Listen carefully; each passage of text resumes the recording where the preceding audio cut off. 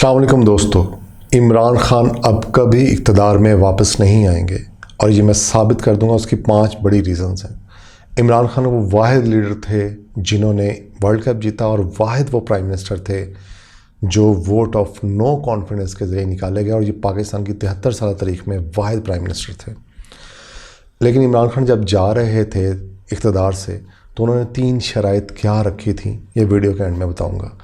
सबसे पहले जो रीज़न है, जो 30% काउंट करती है कि उन्हें क्यों वो वापस नहीं आएंगे, सबसे पहली जो रीज़न है वो ये है, गवर्नमेंट है उसको इलेक्शन करवाने में 1 साल लगना था या 1 साल की गवर्नमेंट रह गई थी। लेकिन इमरान खान ने उससे पहले एक ऐसा जाल बुना था जिसमें PDM और बाकी जो जमातें थीं वो ईज़िली फंस चुकी थी। वो जाल था इलेक्शन रिफॉर्म्स।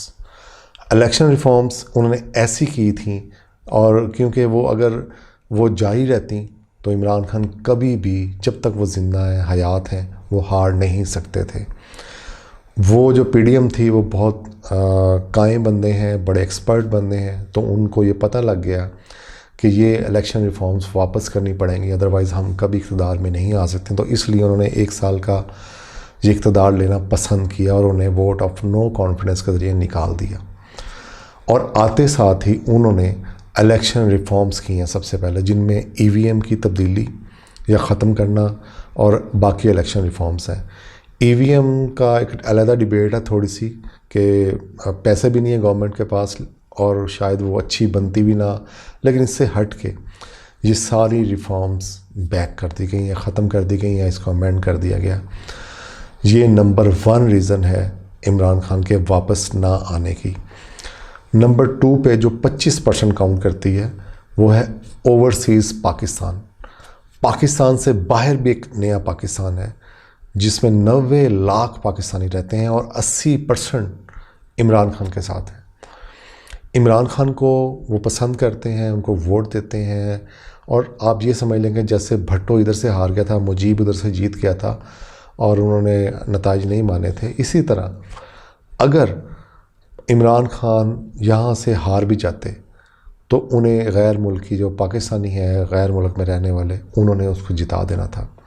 और इसी वजह से जो नई गवर्नमेंट बनी है या नए लोग आए हैं, उन्होंने फ़ौरन ओवरसीज़ पाकिस्तानियों को फ़ौरन इस वोट से देने से महरूम कर दिया गया है। तो इस वजह से इमरान खान का एक बहुत बड़ा जो वोट बैंक है वो बिल्कुल ख़त्म हो गया है। और जब वोट बैंक ख़त्म हो जाए तो फिर आप ज़ाहिर है आप एक लीगल तरीके से आप नहीं अब उसमें जगह बना सकते। आप लीगल तरीके से, यानी कि उन्होंने इस वोट बैंक काटा है। नंबर 3 पर है और जो 25% काउंट करता है वो है बैरूनी ताकतें, जिसमें USA जो आपको पता ही है, लेकिन इंडिया सबसे बड़ा इमरान खान का दुश्मन है जो उसको वापस नहीं लाना चाहता। उसकी वजह बड़ी लॉजिकल है। शरीफ बरादरान जो इंडिया को बहुत अच्छा समझते हैं, और ये कोई ज़ाती मैं नहीं समझता उनकी वजह होगी, वो ट्रेड है, वो ट्रेडर्स हैं, वो कारोबारी लोग हैं। वो समझते हैं कि जो कारोबार है वो एक दोनों मुल्कों को करीब ला सकता है। और अगर यही समझ लेंगे बिलियन ऑफ डॉलर्स की अगर ट्रेड हो जाए दोनों मुल्कों में, तो दोनों मुल्क मजबूर हो जाएंगे कि वो अपनी बातचीत कर सकें और अपने मसाइल हल करें, उस ट्रेड को और बढ़ाएं, खुशहाली आए दोनों मुल्कों के लिए। लेकिन इमरान खान जो है वो बहुत स्ट्रेट फॉरवर्ड है। वो पहले और बात करते हैं और बाद में ट्रेड की बात करते हैं, जो इंडिया को बिल्कुल नाकाबिल कबूल है और उसकी पुश पनाही USA कर रहा है।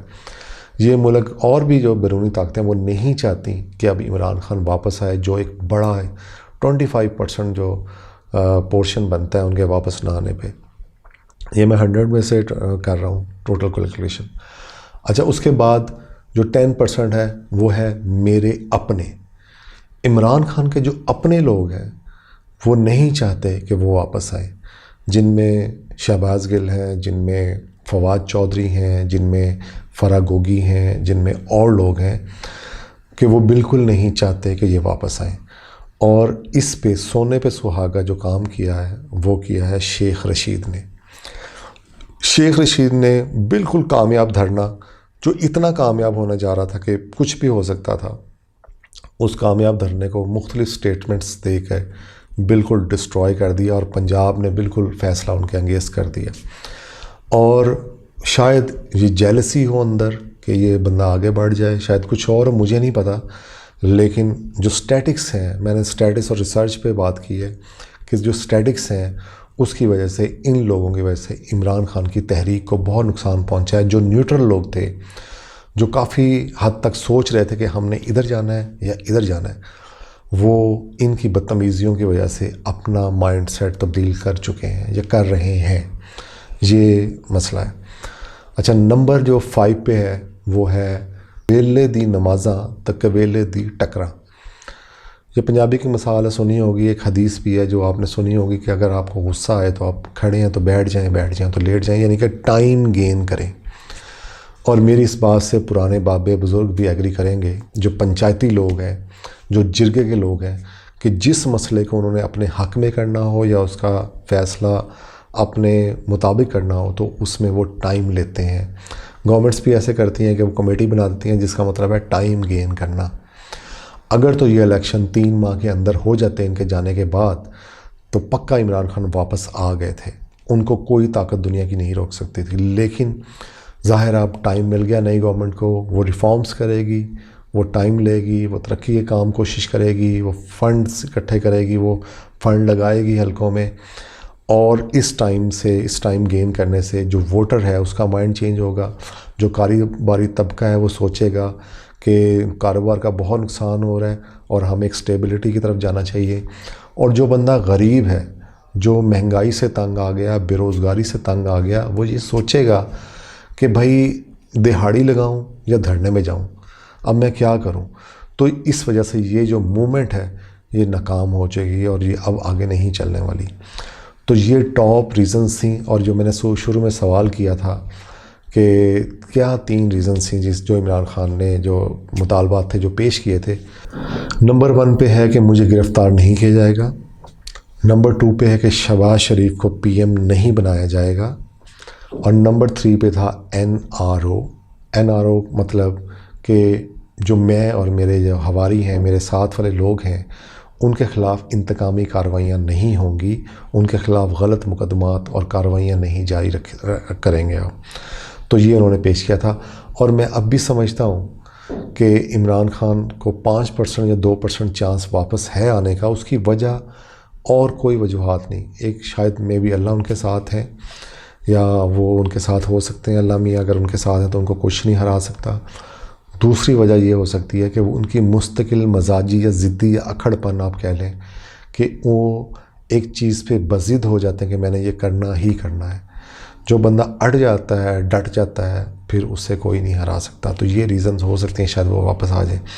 अगर आपके पास भी कोई हैं बेहतर सजेशंस या कोई कमेंट्स हैं तो आप ज़रूर करें और बताएं। बहुत शुक्रिया, जज़ाकल्लाह, थैंक यू, अल्लाह हाफ़िज़।